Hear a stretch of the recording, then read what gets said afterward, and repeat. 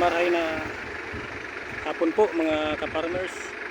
Nandito po ako ngayon sa Barangay San Ramon, Tinambak, Camarines Sur. Nagpunta po kami po doon sa isang lugar na pwedeng pagtaniman ng citronella. Ngayon po ay napadaan po kami dito sa farm ni Manoy Ilio Integrated Farm. Ito rin yan sa Barangay San Ramon, Minalabak, Tinambak. Ngayon po ang kanilang produkto ay galing po sa nyug. Ang pinakasikat po dito yung tuba. Mga brother, tuba juice. Tuba juice. Yan ang sariwa na galing sa tuba. Ayan, kinukuha yan pagka umaga. Bali, ito ang mga kanilang produkto. Ayan po yung pasalubong. Sugar brother, ito. Masarap sa bagong Manoy kasal. Ilio Rabbit Ulam. Ayan po. Kasi yung pong nangangailangan ng ganitong produkto galing po sa rabbit. Ito po.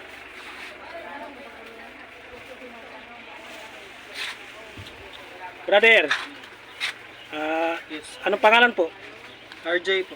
RG. Bali ito pong ano nyo, yung paggawa nyo ng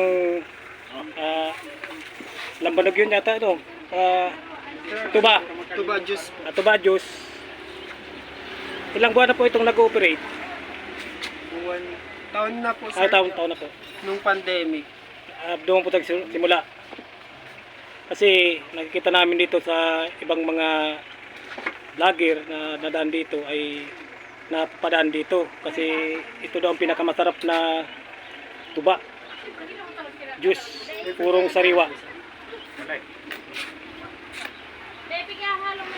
Ang kagandahan po nito, mas maganda po ito sa production ng nyug kaysa sa kupra.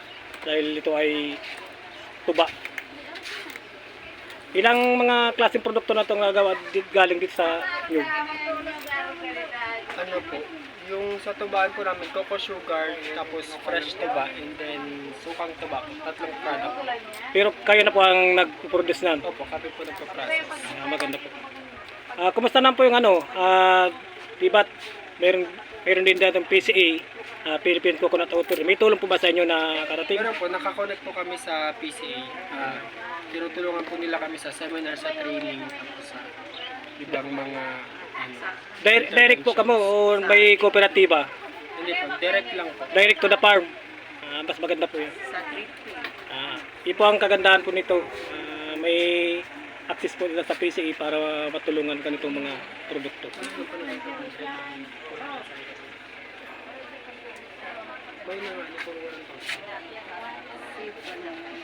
Ito po ang area niya.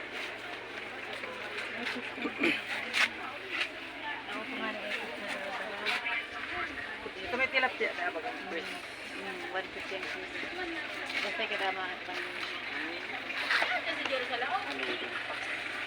Yan lang po mga ka-farmers.